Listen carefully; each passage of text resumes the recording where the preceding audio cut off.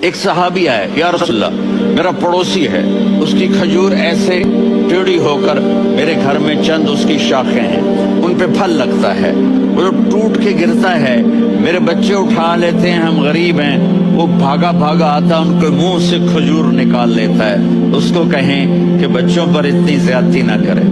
آپ نے اس کو بلایا، وہ منافق تھا، آپ نے اس سے فرمایا بھئی ایک سودا کرتے ہو؟ کہا جی کیا؟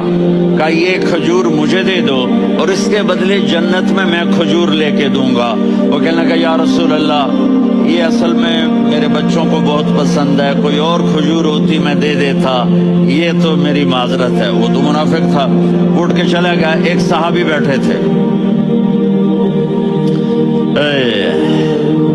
وہ کہنے لگے یا رسول اللہ اگر میں وہ کھجور لے کے دے دوں تو مجھے جنت میں لے دیں گے؟